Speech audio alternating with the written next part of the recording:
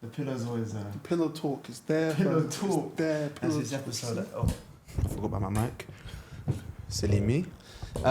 Welcome back everyone to the Lyceum podcast. I'm your host as usual, Riyad Hassib. Today's a cool episode. I've got my good friend Nathaniel. Thank you for coming on as usual, my brother. On, bro. Come on, I've known Nathaniel for years. We went college together, I guess. And motive to motive, you just come friends that way, I guess. But Nathaniel's an interesting guy, as you'll tell from his podcast. Very expressive, but like I say always, I don't want to take the dance floor away from you too much. You go ahead, introduce yourself, and we'll see where the wings take us there. Nah, definitely. Well, I'm Nathaniel Nelson. I've known Riyad, since 2016. So what we're looking at, about 7 years now. We met through college, then we had mutuals, and then somehow kept being friends, even through university. That's true. Stayed local, Leicester, Derby. So it was literally just a common thing just to stay in touch. But see Riyad not only as a friend, but someone that's very different from the main grain of society, someone that comes up with different aspects and different opinions. So it's always good to have someone in your circle like that. I appreciate that, brother. But as you can probably tell by the title of the episode, Nathaniel, as you can read, is a teacher, and my aspirations is to be a teacher too, and hopefully in my career move on to lecturing and being a professor, but that's way down the road. I want to see where life takes me first, no rush. But I want to start the conversation off like I always say, no small talk, go straight into it. Why do you think not a lot of young men do want to be school teachers nowadays? What's your notion on that? I just think it comes from the stereotype of how education is for young people. Like for me, education is so restrictive, it's so cocooned, in my opinion. For me, education is really something that's not free-flowing, and I think it should be free-flowing because, in my opinion, for you to be deemed a certain grade after how many years of education, after a 2-hour exam in particular, I just don't think it's really the right way to really judge someone if they're going to be successful or how much potential they have. What's the famous quote? I think Einstein said it. If you judge an elephant's ability to climb a tree or think its whole life is... an elephant think it's dumb. I completely agree. But as far as I'm aware, when you was in school, did you have a lot of male teachers or female teachers? I had a lot of female teachers. And how would you say these female teachers helped shape your opinion on women? For me, looking back on it, it was always the mothering type. Nagging, lots of moaning. That's actually very true, you know. Pay attention. For me, my female teachers would just teach. All I got for them was basically, I'm coming to school to be moaned at by someone that... Wow, it's kind of... You're right. It is. Those female teachers are quite maternal in that sense, where it is like a lot of moaning, nagging, pestering, taking responsibility for your actions. But how would you compare a female teacher to a male teacher? If I was to compare the two, I'd say the male teacher's more of the masculine. Say if you're upset at something, they might not think some of the times it's even worth being upset. I remember my first ever situation in secondary school, some kid was literally just calling me fat, all of that stuff. So you're thinking to yourself, go tell the teacher. Wow. The first thing I remember, I'm not going to say names, but I remember he was the head of PE at the time, and he literally said to me, "You're in big boy school now, we handle things in the big boy way." Wow. And from that way, it was, okay, cool, you're on your own. It turned into more of a survivalist type mindset. Okay, cool, I can't rely on you to defend me, so I'm going to have to defend myself in certain And kids scenarios. are brutal, let's be real. They don't really have a filter. So No. would you argue that working as a school teacher has taught you some valuable life lessons you can take into other aspects of your life, like becoming much more thick-skinned? Absolutely. For me, the education system, both for students but as well as teachers, is really a cutthroat business. I've seen, in the sense of, I've seen, this is recently with my time in the educational system in this country, I've seen people who have been friends for, say, 8 to 12 years, for example. 2 of them might be going for the same position, higher up position, and then one person might get it. Face to face, they'll say, "Oh, you deserve it, congratulations." But then I've been in situations where I've got my headphones in, they don't think I'm listening to the conversation. They're like, "I can't believe he got it, I'm better than him," and stuff like that. But I really feel as if education is a shark eat shark world, from a teaching standpoint, coming into that type of employment. Oh, well, I think you're right when you say that, because I think some teachers by accident spill that tension into the classrooms by accident. They take their frustrations and anger out the children. So let me ask you an important question. Do you think teachers can resent their own students? Absolutely. In what sense? In the sense of they probably know more than you and you're the educator. I've seen people in maths, I've seen young students who have so much potential, really bright at such a young age, and the teacher might make a mistake, and then the student will not be in the rude, not even in a disrespectful way, may just be like, "Miss, I think you did this wrong because you meant to do that first." And they're like, "Oh, well, let me do it." And I'm thinking, that's not how you respond. It's Say, not okay, how you respond. "Oh, I may have gotten it wrong. Can you show me how to do it?" That's how you still push learning forward. You're not pushing your ego ahead. You're still don't make it a learning competition. forward. A student versus teacher versus student relationship isn't competitive. It's mutual in a way. And I think the better teacher you are is the teacher that allows yourself to be taught by the children too. That's one of the things that excites me so much, because I'm about to go off to teach literature, and hopefully in the future I get to lecture philosophy, and I can't wait for the day I get to read loads of essays and assignments and allowing their fresh ideas to teach me new ideas. That's one of the main things that I say to people either like myself who are literally just qualified and about to embark on their career, or for people like yourself that are literally just about to go into their PGCE teacher training year. For me, you have to know why you're going into education. It's not one of those jobs where you can go into it and then discover it. You have to go, you have to know. For me, the reason why I knew I wanted to go into education is because I went to a very good multicultural school. Different backgrounds, religions, everything, cultures. And then when I went to my second primary school, it was predominantly white British. There was a lot of bullying. There was a lot of the teachers it just wasn't the It right wasn't place. harmonious, essentially. No, there was no harmony within the entire primary school. It was one way, and if that way doesn't suit you, then we're not changing our ways. And that's kind of at that point where I kind of lost my love for education. And when you lose your love for education at such a young age, I feel as if that is really one of the telling things of how people perform or behave when they get to, say, 16 onwards. I completely agree. And one of the things that fascinate me a lot is that how can children from a young age of, say, 3 to 12 are so inquisitive, they're so curious, they ask a million questions about a million different things, How can they go from that and transition to the back of the classroom, head in their arms, not caring about when to learn? Is that the student's fault, or is that the education system's fault? That's the educational system's fault. But I would say from a standpoint that it can be, that's where the parental responsibilities come into the secondary socialization, essentially. Yeah, because for me, how I break it down is internal, external factors. Okay. And for me, as a student, your internal factors is what's going on within the classroom. Is there someone distracting you? Are you distracting others? Also, like a sense of self-responsibility, or what you can control within your own actions. Yes, there we go. So things that are under your control, how can you affect them? But external factors could be, are your parents having a back and forth? Is there stuff going on in the household? Is someone ill? Is there things that are affecting you that you don't have control of? Well, we can really 100%. abstractly apply that to life. It's kind of that stoic idea of what you can control and what you can't control. And really, if you deep it, the relationship within the classroom for students is a microcosm of what life really is end of the day, essentially.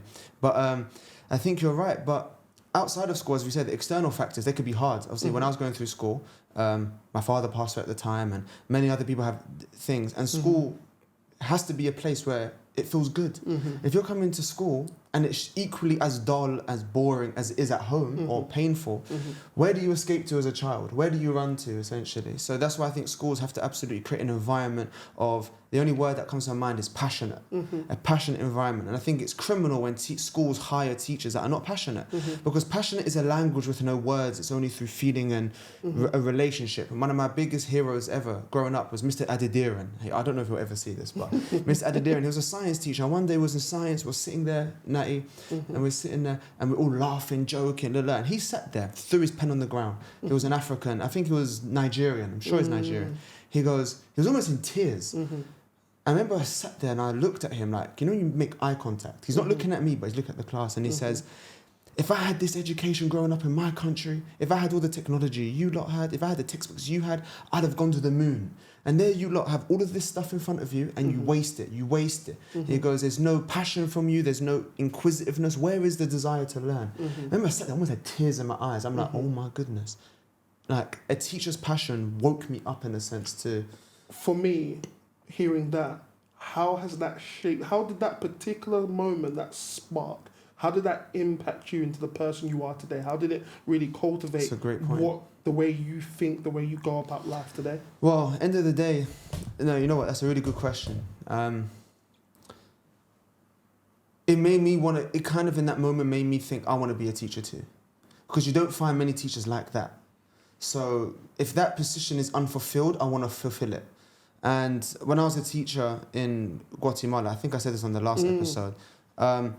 The biggest difference I found is I was like Mr. Adediran out there. And I was like, wow, like I've embodied a little bit of his essence, or a bit of him carried on to me. And end of the day, everyone our age essentially talks about legacy, leaving something behind. I want to be bigger than life. I want to leave money. But I think teaching can be a really good avenue to leave impact on people's lives without necessarily accomplishing the greatest achievements. Think about it. When I'm 60 and you're 60, we're going to remember our school teachers still. What an amazing legacy. So I guess that's where I am right now with my life. And Mr. Adediran inspired me. That's how it shaped me. He shaped my career plan, essentially. Have you got any favourite teachers growing up? For me, growing up, I had Mr. McRitchie. He was a PE teacher. Everybody from Royal Liberty knows about Mr. McRitchie because he really pushed me and inspired me to really see sports as an outlet. Mr. Menza as well, who was also a PE teacher. He was also, there's different levels when you hear of teachers doing multiple subjects. He was the king of it. PE, science, maths. Multifaceted. Multifaceted, that's it, perfect word. And for me, he really drew me in and he said, you know what, you have to understand. Things are going to be hard. Things are going to be hard. As an Afro-Caribbean boy, things are going to be hard. And I say to myself, and he said to me, but that's your reason. That's the spark for you to even work harder than the next person. And he said, sometimes in life, you're going to get it easy, and there's nothing wrong with that, but you have to be prepared for those hard moments. Oh, wow, that's a really good point. Essentially, like, not all challenges come at you once. When there is no, because there is some points in life where you're living and there's no challenge or obstacle to really overcome. Most obstacles are in the future somewhere. But in the meantime, what you need to do is prepare. Like, say there's a battle next week. You don't just sit around and do nothing. You prepare for battle. So what a great piece of advice to learn at a young age from a teacher. And essentially, I think we've come to maybe a mini conclusion here. In order to be an effective teacher, you have to not be just a teacher. You have to be a mentor in a certain way too. Oh, absolutely. You have to be the type of... For me, being a teacher, I know it's not a 9 to 5 or strictly 9 to 3, because that's the average. That's the average school times of the day. You don't realise how powerful you can be towards a child. I remember I worked at a school in Bolton up north, because I currently live in Manchester. I worked at Bolton, school in Bolton. This kid and this girl, she was known for her being very angry. Didn't have mental health issues. She wasn't on the SEND register, but she had a lot of anger issues. A lot of bitterness in her somewhere. A lot of bitterness. And then, for some reason, the school didn't know what to do. The school didn't know what to do to her. Well, I think the school fails her. If a school comes to that conclusion, we don't know what to do to her. I think the school's failed its own role. For me, and this is something that, when I hear people say they are experienced in SEND, mental health, and emotional type of department, when I hear their experience and they talk about their qualifications and their history within the department, I'm thinking, but you've still got that one child there that needs you. You still got that one. When it's time to perform, you're not performing. No. It's not easy, but it's easier to help 20 kids that don't really need intense help. But your job and your role is made by that one student that really needs that help. I think you're completely right by that, bro. When I look at it, I just think to myself, okay, how can I best help you from my perspective? Okay, what's something how I knew how to really help her is that you have to relate to her with things that are going on. So she was about 14, 15. So I said, okay, talk to me. I only left school less than 10 years ago, so I can kind of understand, not completely. You can still see the horizon. I can still see the horizon, so I can understand where you're coming from. Is it family? No. Is it friends? Sometimes. Is it boys? All the time. So it's boys. So I said, cool, let's put it like this. Name a celebrity you don't like. She named a she's named some actor, and she showed me a picture of this actor. So I said, cool, give me 2 seconds. I went up to the print of this celebrity's face, got some boxing pads, and I said, here you go. Take out your frustration on these. And then, honestly, and through boxing, she now knows when to calm herself down, how to address those particular issues, or if she wants to bring those forward in a conversation, she now knows how to do it instead of just going straight for the jugular. So you allowed her to master her expression. She had a lot of built-up tension within, and she used to express that through anger or frustration, but you kind of channeled her river to flow this way instead. Absolutely. But you didn't really change anything inside. You changed the expression of it. And I think that is a perfect way to deal with a child, because at the end of the day, kids don't know how to articulate what they feel inside yet. That's why, interesting, we can bridge over into this conversation. Art is so important to a child. Art and creativity and learning the arts. And in my opinion, growing up through the education system, especially in England, there has been a lack of appreciation for the arts, especially with literature, art, even the humanities, for example. Anything that deals with humanity. Because in order to understand them topics, you need to have a natural understanding. If schools every year are cutting the budget for humanities and the arts, where are children navigating their expression of and articulate what they feel? You can't articulate what you feel through science. You can't articulate what you feel through psychology or sociology, as much as they are respectable subjects. They are social sciences, end of the day. The only way you can really express yourself as a child is through art, through literature, through poetry, through these certain things. And if schools are not valuing that, they're not valuing the child's expression of what they feel inside. I used to love it when I used to read poetry in school and they said, write your opinion on it. I can express how I feel and see the world, because me and you are not going to express it the same way. But that's kind of one of my purposes, going back to what we said earlier, to go into education, because I kind of want to install a flame in a chimney, because I think we've lost that. But through PE, have you noticed a difference? Because you teach PE and geography, right? Have you noticed a difference in how kids express themselves physically to intellectually? Absolutely. So basically, within my last school, we had a assessment kind of sheet or rubrics in terms of heart, bodies and minds. We call it heart, bodies and minds. Obviously, your body is obviously your physical actions. How can they physically achieve? Your heart is really your determination. How many times can you continuously willpower? How many times can you do something until you fail? And then your minds is, okay, cool. Physically out of the way, heart's out of the way, minds. Can you speak from a tactical kind of approach, or can you address something from a mental side of things?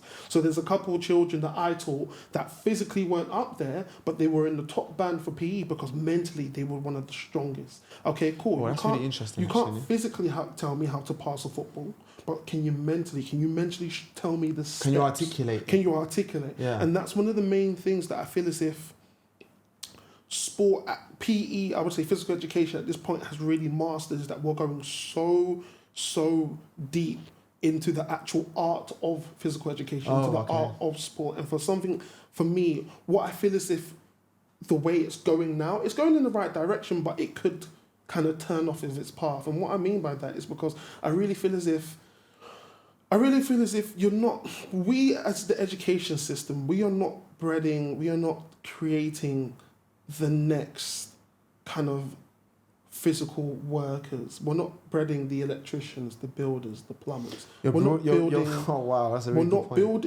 really creating those type of environments. And the reason why we're not is because sit down for 50 minutes to an hour, answer a sheet, sometimes go on a laptop, and you're stuck there.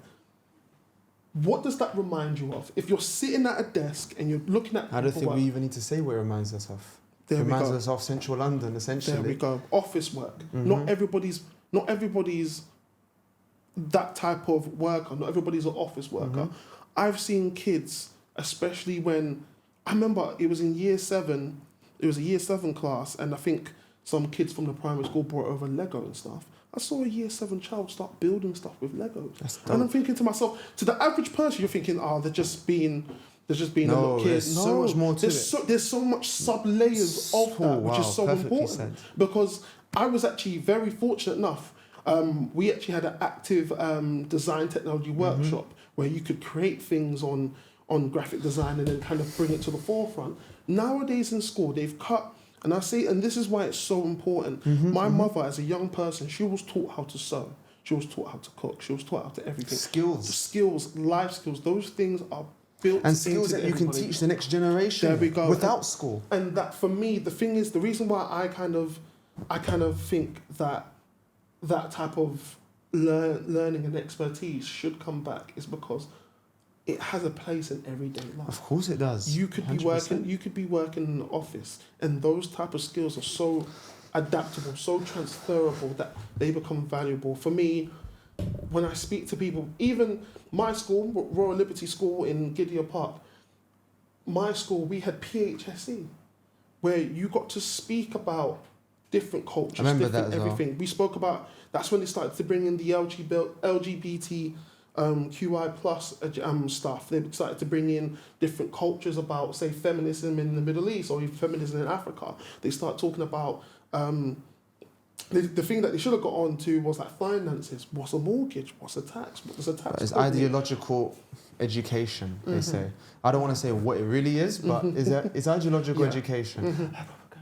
But I get what you're saying, and it's interesting you say that how can school basically, they take these big, say children when they first enter school and during primary school or early secondary school, they're like great flames of fire, and what school does, it condenses and condenses and takes them out. Exactly, and puts them into a box. But I think children owe society a debt.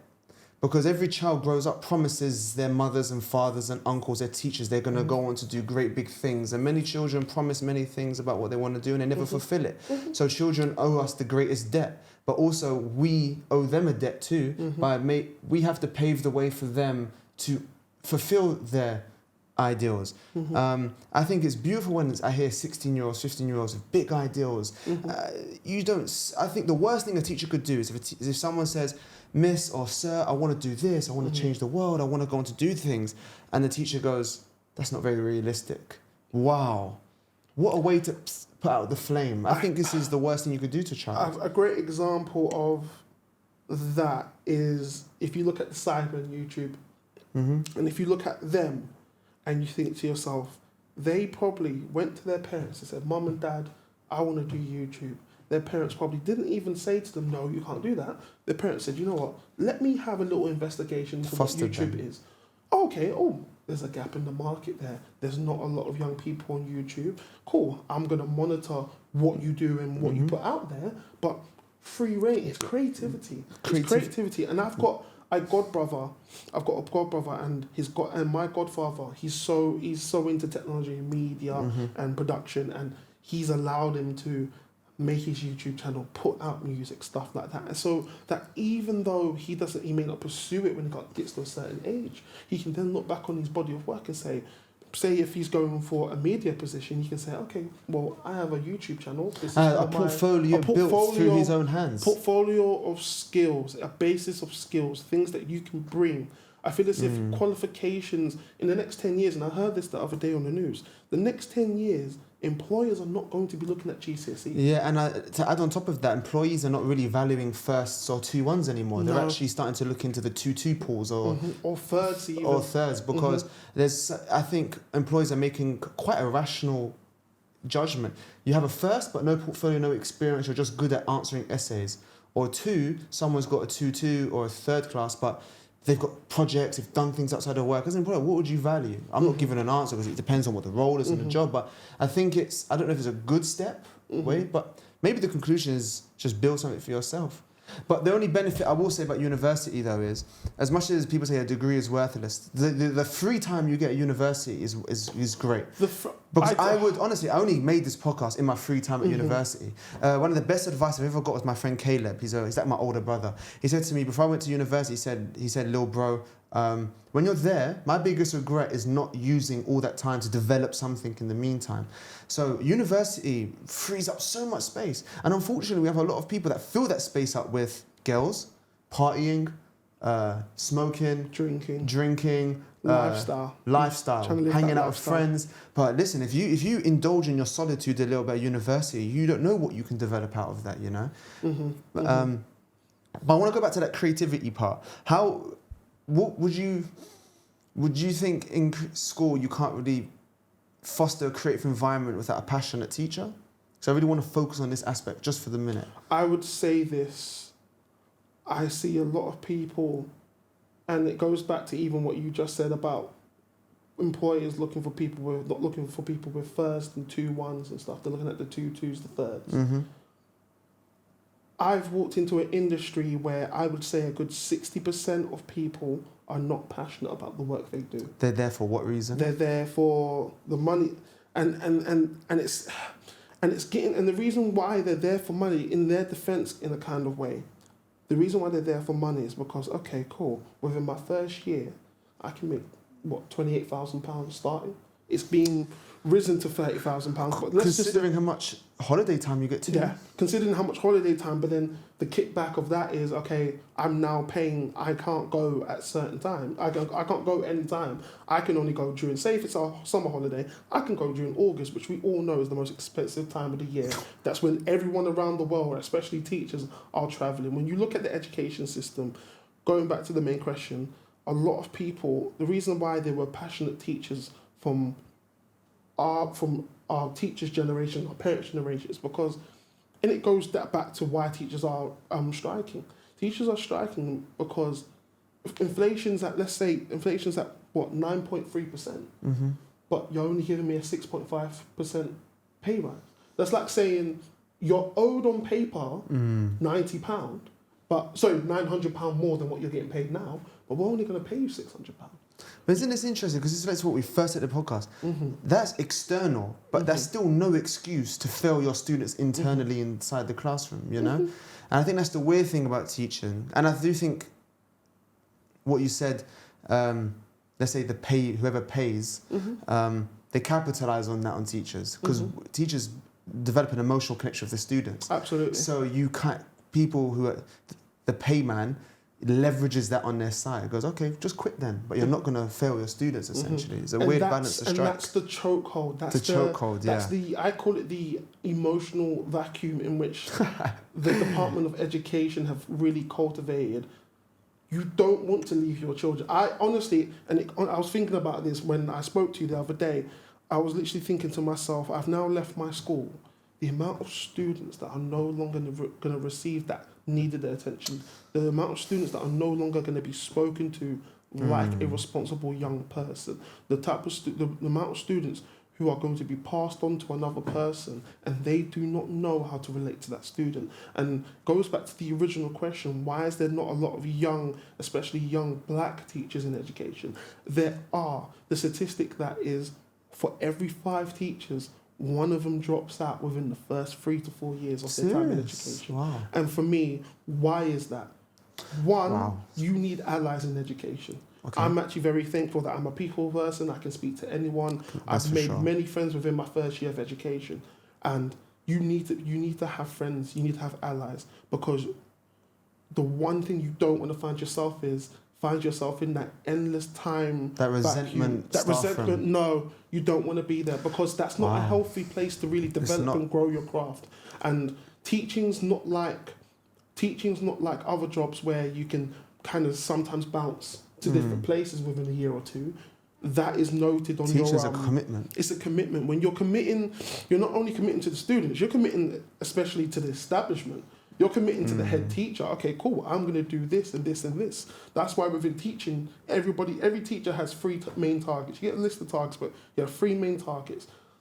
That is how, for those who want to know, that is how you really jump up the pay scales. So you have a yearly 3 target thing, or every 2 years, depending on your type of school. And how basically, if you achieve those 3 targets, it has to be against the teaching standards. It may be, say for sport, for example, mine could be to have minimum of 60% of my learners to be achieving a grade 5 or higher. Just say, for example, I get you. That could be one particular target. The next particular target could be, okay, increase participation levels in extracurricular activities within summer sports. That could be a particular target. This is not accurate, by the way, ladies and gentlemen. This is just a rough layout. This is just a rough layout, and then one could be actively redraft schemes of work, and then make sure they're maintained throughout the academic year. Those could be your 3 targets for the year, and if you achieve those, that's how you get up the pay scales. And for me, those are very good targets, but where you kind of lose young teachers is when you've got... When they feel overwhelmed? It's when you feel... Perfect, you feel overwhelmed. Within my teacher training year, I would get there before everybody else, and I would be there when the... And this is because you had a purpose to be there. I think one of the reasons why a lot of young men are not being teachers is because the culture we've created in the West, essentially, is that a man must attain money. And with money, you get the women, you get the status, you get everything. Respect. And let's be real, teaching is contradiction to that. Teaching, there's not grand money in it. But what I would argue, though, why young men, if you're like finish university or you don't really have a career plan, but you want to, keep moving in life, because I always say it's better to be lost than rot away, because when you're lost, you can find a way somewhere. But when you're rotting, you might have to amputate something, and let's not get to that point. You don't want to get to that point, yeah. Essentially, what I've weighed up, though, for young men, why teaching is really good, because, correct me if I'm wrong, it teaches you to become a better... For sure, if you're going to be teaching for a few years, you can become better at articulating your ideas. Absolutely. You become much more confident speaker. Absolutely. You're more thick-skinned. You've got a load of free time to develop your own side hustles, perhaps. You get paid a salary. You're in an environment of education. And if you're a young man or a woman, you've lost a bit of passion for life, what better job to inject passion in? Absolutely. Let those children inspire you again. Absolutely. And...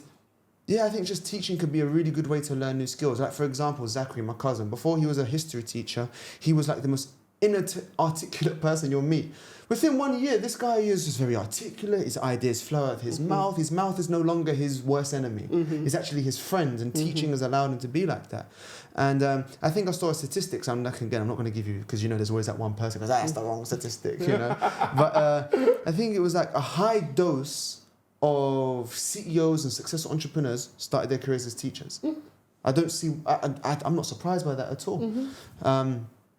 But I can't wait to be a teacher, though, that's for sure. And it's going to be interesting as this podcast develops. People will see, like, I'll come back 1 week, like, I regret what I said last time. But I think there's one more problem I wanted to bring up and throw it over to you. I always stress this creativity. And in life, if you've got problems, you have to learn creative ways to get out of problems. Absolutely. And if you're going to live a good life, you must have love for life in a certain way. Absolutely. And in school, you're always taught through education, especially subjects like history, geography, I guess, literature, I would argue.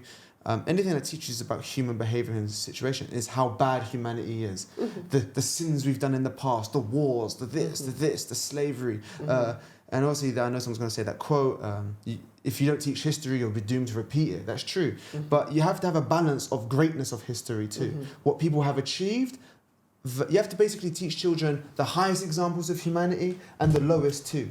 So they can get a medium of, okay, this is what I want to be, this is what I don't want to be. But if you're only teaching them all the badness of humanity, where it's demoralizing them. I think you teach kids to hate their own species. When you hate your own species, any form of hate within your mind can trickle into other hate. Because if you hate humanity from the beginning, you can hate race, you can hate agenda, you can hate this. But if you're taught from the beginning the greats of Leonardo da Vinci, inventors, philosophers, writers, poets, and the greatness of you as a child have that ability to achieve what they have. You could be a Van Gogh, you can be a Salvador Dali, then you're planting love in them somewhere. And I think only through the arts can you, in order to love the arts, in order to embrace art, you can only embrace it with love in a certain way. You can't embrace love with hate.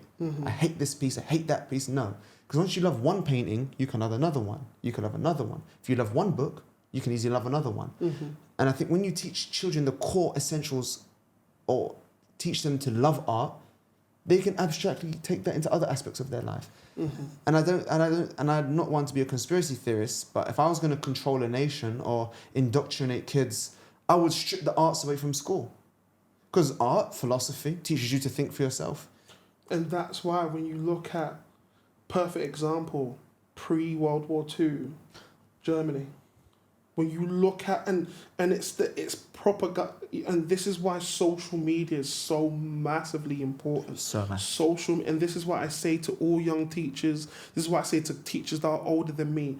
If you are not up to date with what your students are listening to, watching, if you're not up to date on the latest fashion, music, food, what is going on with the generation you're teaching, you're going to be lost when you're trying to make that connection. And that's the one thing, and that's the one thing I say when I jumped into this. Students have actively said to me, "Oh, sir, you're too old, you don't know what I'm going through." I said, "How old are you?" 13. I said, "I'm 23 years old." It's only one generation. One generation. And according to the generational gaps, me and you are not millennials. Millennials were born 96 and before. We're not millennials. We're actually part of the current generation that are currently in secondary school. I know. Gen Z. I hate that. So then that's the thing, because truthfully we're not.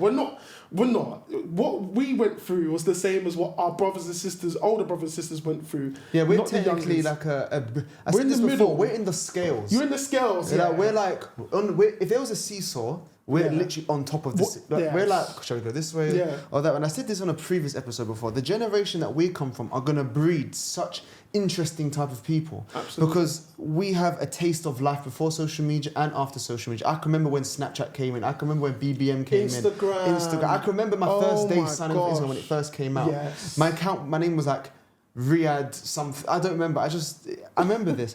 But that's why our perspective on things is so important. It's so integral. And our generation, say 1990 onwards, any generation that precedes social media is going to be vital to keeping traditions alive. Absolutely.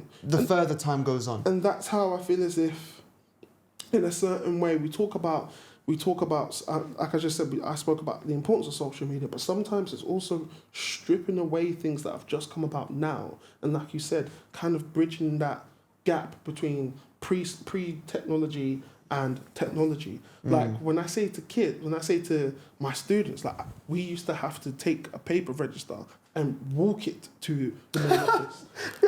We had chalkboards. Oh wow, I remember that. We had chalkboards. Yeah. We actually had to program. The whiteboard. Do you still have whiteboard pens? Whiteboard. Yeah, they still have it now. I used to love that. But then, like, that's the thing. Like, it's so different, and I feel as if technology in a certain way. Without technology, you don't see the modern world, and I get that. That's true. But there's times where you got to strip it sometimes back and be like, you don't need this. So arguably, you're saying social intelligence is one of the most important aspects of teaching.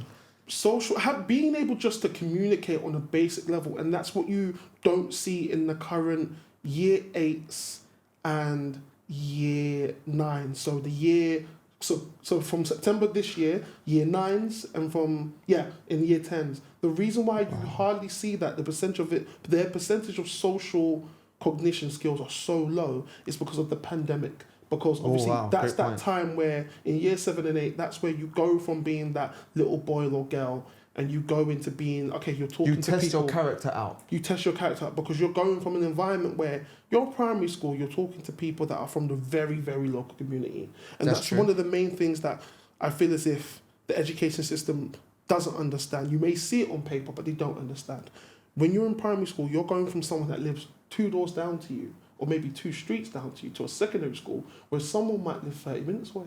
And in college and in university. Someone might live on the other side of the sea. Yeah, we went to Havering and there were people from East Ham coming to all the way to Newham to Upminster and coming to Upminster.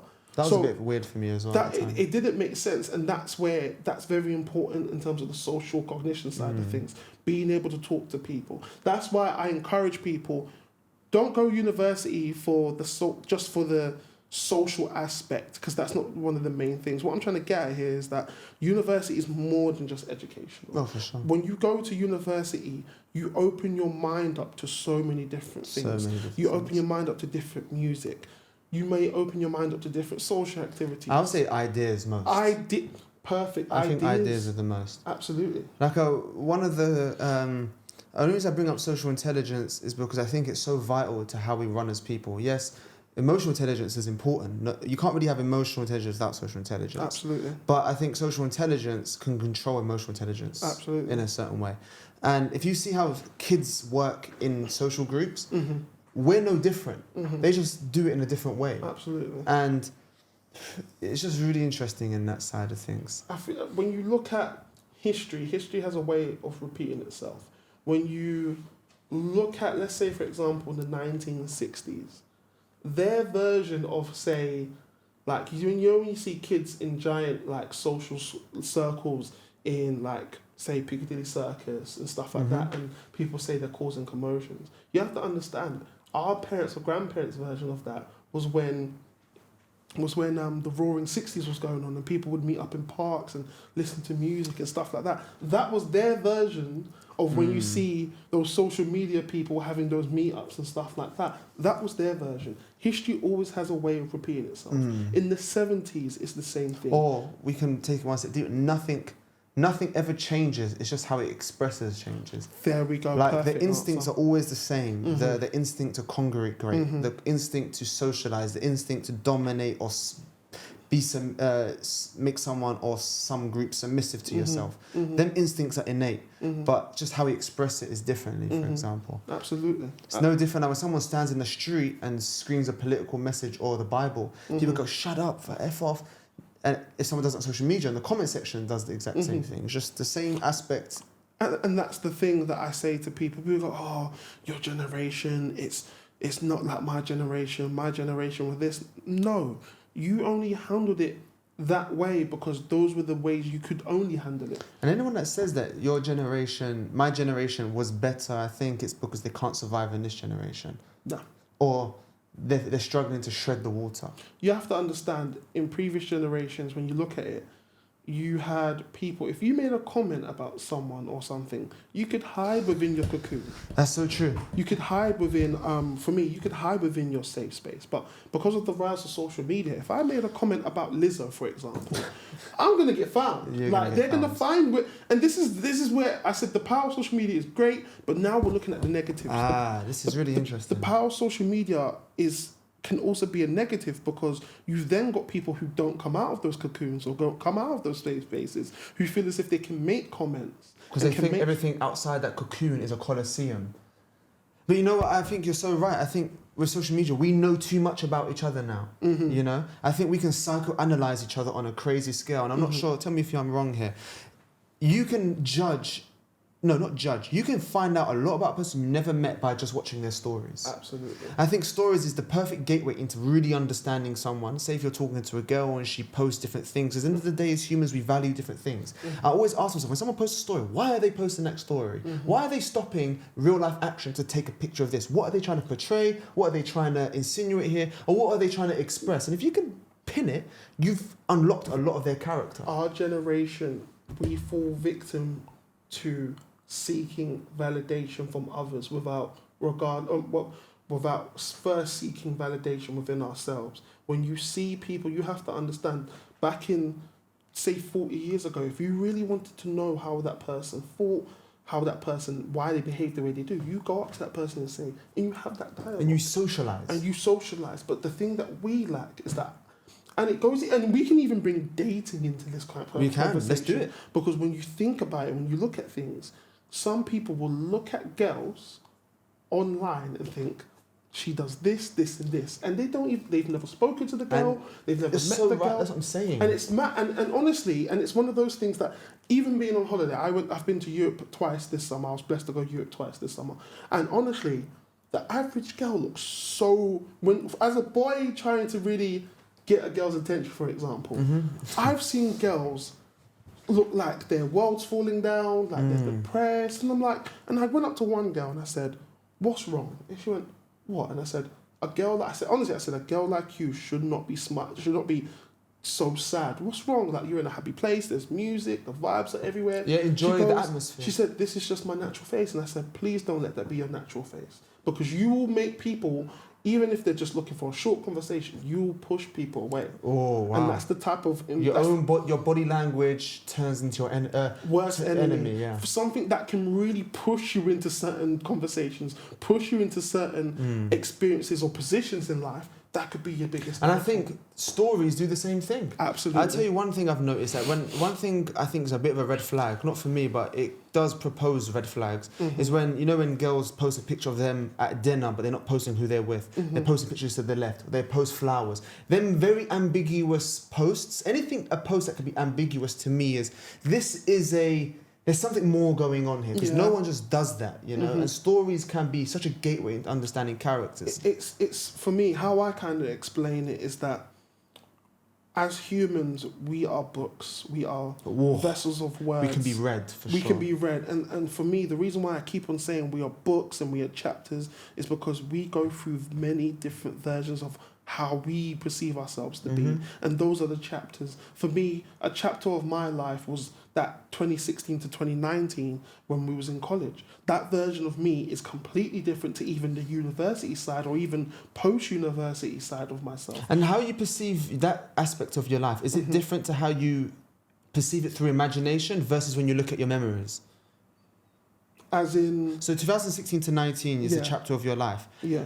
How you imagine it, is it through your memories on Snapchat, or is it through personal memories you developed outside of the memories you got on Snapchat? For me, no, because for me, how I perceive how successful or how not successful it was, it's not only through Snapchat, but it's the memories that are ingrained in here. The fact that I can take it from the long-term memory to the...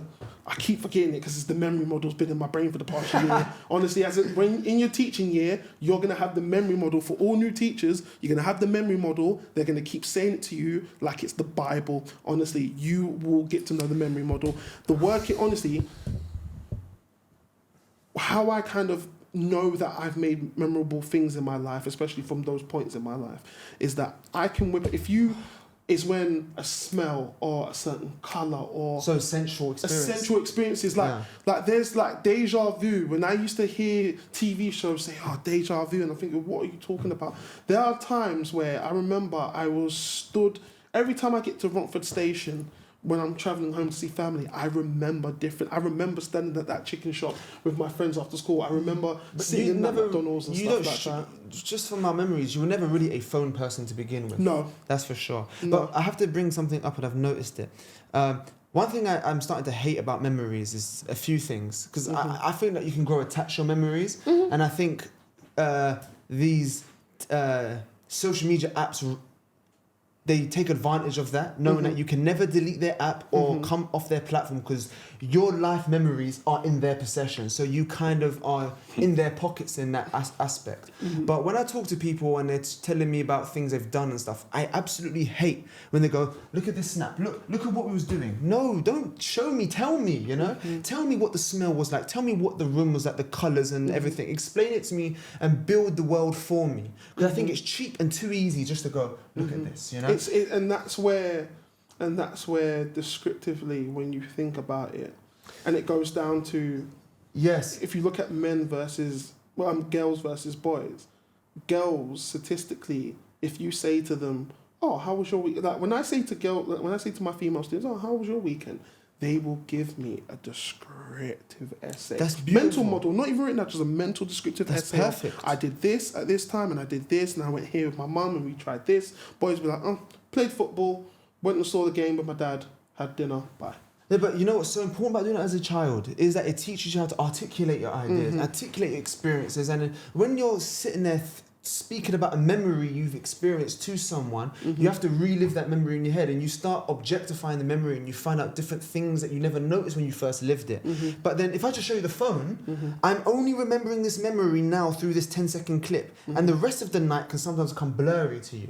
So what I'm saying is there's many times I'm sitting with people and I want them to articulate what they experienced, but they can only show me a snap. Or we could take it another step deeper, how phones can strip you of your personality, for example, is, say on TikTok and Instagram, you see people miming, you know when they mime something, a sound? Yeah. And they go, and there's a sound going over it, okay? They're stealing someone's comedy to put it over their personality. Like, you can't take someone's personality and mime over it and claim it's yours. No. You're destroying your comedic sense. You're destroying your own articulation and expression. And it goes back to what we was talking about at the beginning, secondary school educational culture, there are so many, and it pushes the narrative. There are so many leaders that many people are following that sometimes you kind of neglect what they are following and how they follow it. And for me, a perfect example is that for me, in this world, I think too many people push this narrative, and it's a dangerous narrative to start. When you push too many people to be leaders, you neglect the fact that you need those leaders to have followers. And what I mean by that... I get exactly because what you're saying, I'm sorry, not everybody is built to lead. And there's nothing wrong with that.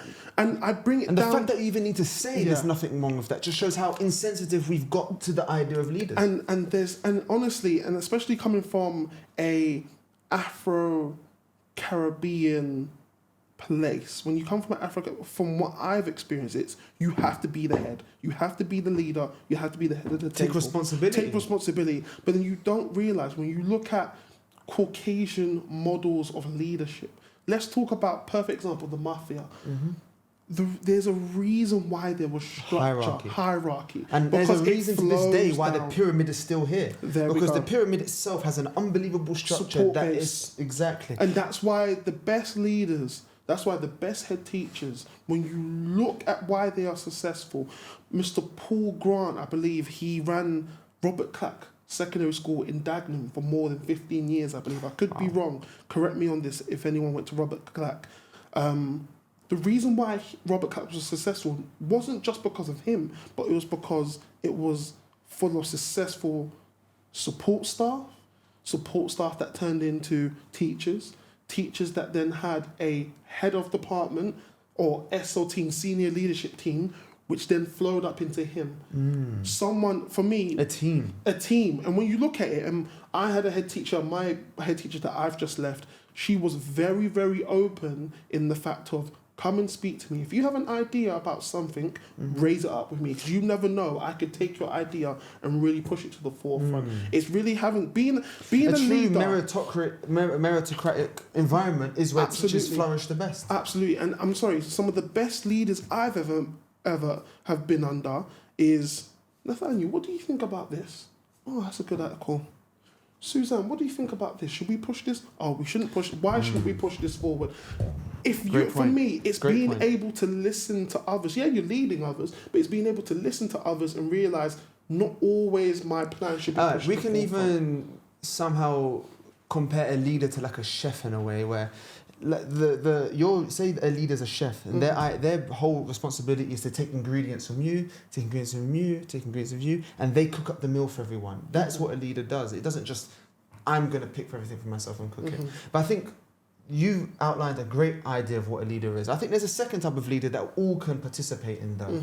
And that's, say if you're a man, every man should assume he's the leader of men. Because say, for example, I always say this to so my mum has like a youth company and I've worked with a lot of young kids, say 11 to 16. And I say to them, listen, women out here have bad perceptions of men. They don't rate men anymore. Or for a woman to even take a man serious, he has to convince her he's not a beast first, you know?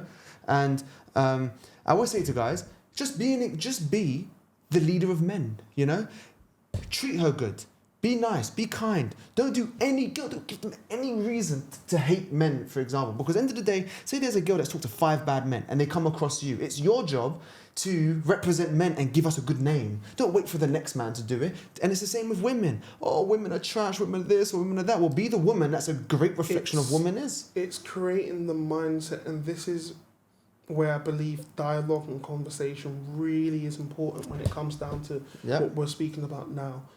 Is that your perception of someone or something shouldn't come from an outside source. It should come from that natural reaction to what you've experienced with that certain thing. So my education didn't come from someone else telling me that the education system is poor and it's bad towards people of my colour and stuff. No, I first-handedly experienced what I experienced. And you compared your experience to the external opinions. There we go. Instead of getting external opinions to and keeping them your within. internal experience. Yeah, that's a really good point, and that's something that I believe and it's something that goes off into the police force why aren't there a lot of young black people in the police force? It's because I've met so many young people, and it goes back to teaching, this really connects to teaching. I've met so many young people that are told by parents, by people within the industry, don't go into it, it'll treat you bad, it'll spit you up and spit you out. And I said, no, first of all, not everyone especially... You know how many times I've got that told to me as well? When I told my parents, when I told my mum and dad, especially my dad said to me, Nathaniel, I'll be so real to you, you are... And I don't mind saying this on camera, my family perceive me to be highly emotional to certain situations. And I'm the same. And my parents are like, Nathaniel, we don't want you to go through the trauma that could happen with teaching. Do you think, in other words, let's just be real, do you think they underestimated you? Absolutely. And that's your source of motivation? It's how I saw my first year, and it was my source of... from a young age, my parents saw me, because I still keep my... parents' evening notes. Oh, I've got the same. I've still, honestly, and I wish I bring them. Hey, we'll do another one and we'll read down notes. Honestly, and on the notes, every single year, Nathaniel's very destructive, doesn't know how to keep himself in the same place. And you have to understand, when he's got talent. He's got talent. But he needs to. I've got the same. Oh, please don't. And I'm sorry, and especially, and this goes into what I wanted to speak about today. A lot of Afro-Caribbean parents, stop taking what your teacher says or what your son or daughter's teacher says as pure gospel. Stop taking it as its spoken word. It is, I'm sorry, no. The amount of times I'm being told I'm being disruptive, I'm disrupting others, I'm not doing work, but then yet again, it's all about proving. That was my motivation. That was that spark, that was that fire that kept being relit. And honestly, it's good in certain situations. You get people like me that can take the pressure and then turn themselves into a diamond. You could get those type of people, but sometimes you get people that are like very, very fragile pieces of glass. Let me ask you a question to carry on your point. I've heard, I've got many African friends, Afro-Caribbean friends. Sorry. I feel like within that culture, Afro-Caribbean parents don't really accept ADHD and stuff like this. It's like no excuses, you must work. It doesn't really take into account of that stuff. I feel as if there's a documentary that the BBC put out, and it was a part of a long documentary week, and it spoke about immigration, Afro-Caribbean history within Britain. Honestly, it's something that I recommend people watch. It's on BBC iPlayer to this day, and one of the documentaries spoke about how immigrants, especially Afro-Caribbean children, how they had SEND, such as like ADHD, they had dyspraxia, dyslexia, all those common things that we hear now, how they had those back then in the 50s, 60s and early 70s. And instead of being treated how they should have been treated, how we treat students today, they were just thrown into another institution, locked away, and that said, that is how your education's going to go. Wow. I'm not going to speak too much on it because I feel as if I wouldn't do it justice. But it's on. If you search it up, it's about the BBC's documentary. Steve McQueen is the director behind it. He did a lot of the directing behind it. It's a great documentary. Honestly, I'll try to see if Ria can find a link to it. I'll put it in the description. Honestly, it's a very good documentary because it really shows how people with SEND or mental health issues, how they were treated by the British educational system. And the one thing, going into this type of conversation, the one thing I've really noticed is that we have improved. Like every single child I know who has SEND has a open register in which any teacher could access. So say if in your training year, one of the most important things is, how do you address a child who on their SEND profile cannot sit still or can only, but has shown traits. I look in the mirror because I was like that. I found it so hard to sit still. And that's the thing, like for me, and this is what I say to people, you don't have, and that's why I say, if you're gonna, I feel as if there should be a reform. Only schools that have open positions for teachers should bring trainees to the school. And what I mean by that is because I feel as if I've developed a connection with certain students that no other teacher past, present, or even in the future will ever have with these students. And now, because there's no positions at my school, I now have to leave that school, go to another school, and then start that process again. And some people are thinking, oh, Nathaniel, it shouldn't be that hard. But I said, you don't understand. It's not easy. A year with a particular, year with someone that you've helped develop, they're now making progress. You're proud of them. You're proud. Honestly, find it. I say, imagine investing your time in your local football team. You see their ups, you see their ups, you see their downs. Well, I can speak from experience, and I wasn't there for a year. I was in Guatemala for some time being a teacher, and I was there for less than a month or over a month. And I was bawling my eyes out when I left, because these kids really end up looking up to you like you're a hero. And that feeling of, oh, this is another good point why you should be a teacher, I guess, is that these kids install confidence in you. If you, at a young age, 21 to 25, are seeing you can actively change these kids' lives, what's the excuse of not changing other people's lives? How can you not take that and apply it to adults? I say this to teachers, and I say this to young teachers that have just been through training like myself, teachers that like Riyadh that are about to step into the education industry. You are going to be told you need to change. You are going to be told how you teach is wrong. You are going to be told you are not teaching against the teaching standards. You're going to be told so many things. The one thing I would say to all teachers, whether you're my age, just a bit younger, I'd say 21, fresh out of university, or even if you're older and think, have a lifestyle, you want a career change. Do not change your inner self. Do not change that regardless. There may be things on your outer self where you can really just shed off, get rid of, maybe sometimes even reattach it, sometimes bring back something that you stopped doing a long time ago, but never change what's within here. And the reason why I say that is because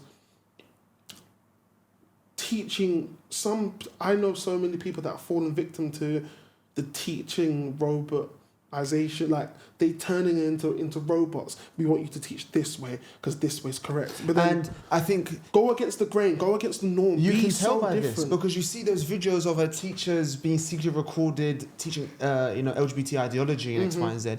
You can tell the way they articulate them ideas to the kids are not their own ideas. Absolutely. They've been whispered, they've been plugged in the back of these teachers, and then they're like, you know that like you pull the string and the monkey just claps like this. Yes. You can't be a teacher like this. Absolutely, and I think the one thing for me is when you go into these educational establishments, please, and you're going to do observations. What in all teaching training institutions, once per week you'll be required to do an observation of another practitioner.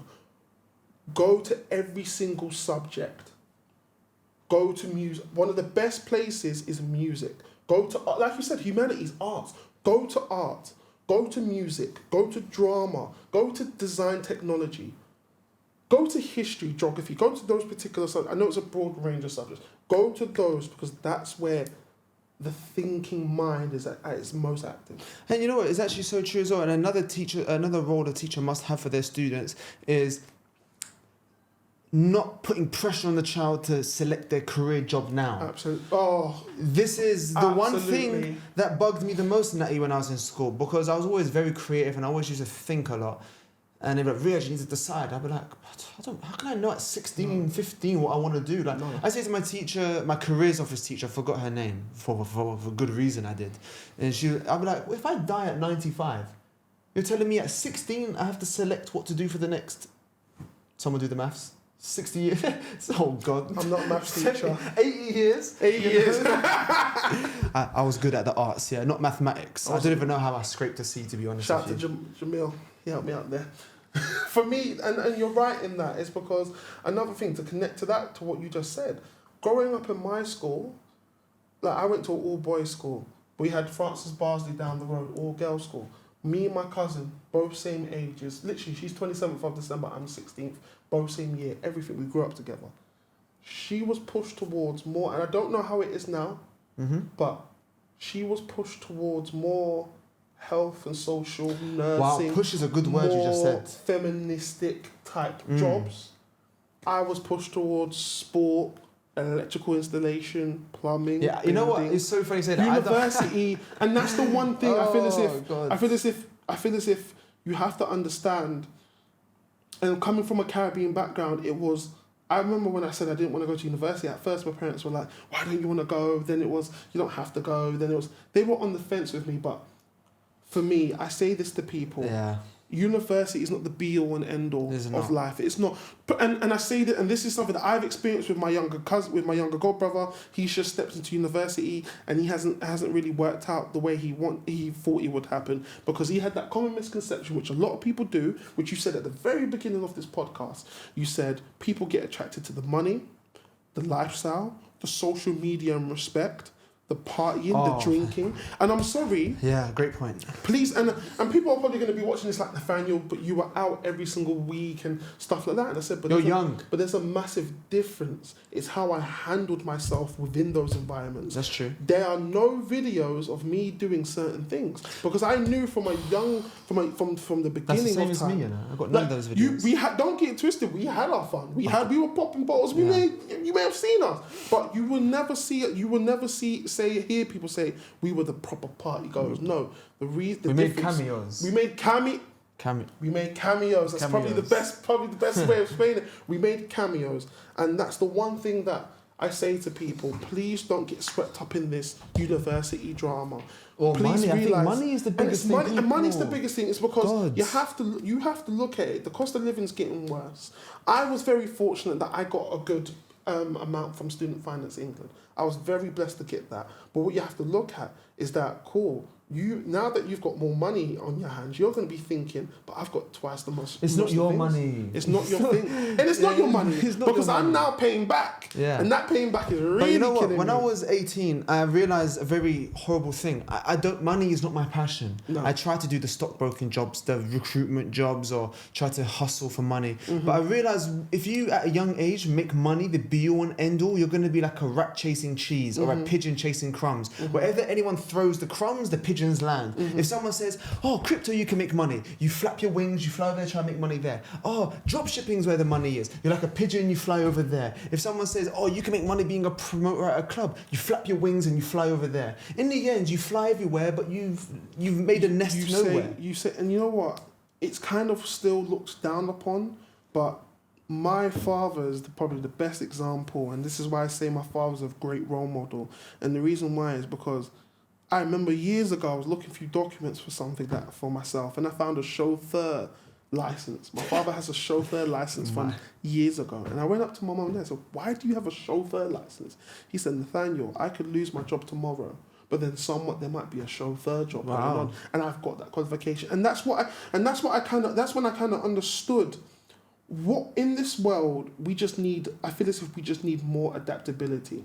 I feel as if we have more people that are adaptable. I'm not saying go from being a Marine like that Chinese guy in America, Asian guy, because he might be Korean. He was like a NASA doctor, astronaut. And, he was a Marine, and then he was a doctor. I'm not saying be that high level adaptable. But if you can do it. No, if you can do it. But what I feel as if you should be is that you need to be adaptable to the point where, say, for me, teaching, I don't see myself being in teaching all my life. Not saying that that's what teaching's like.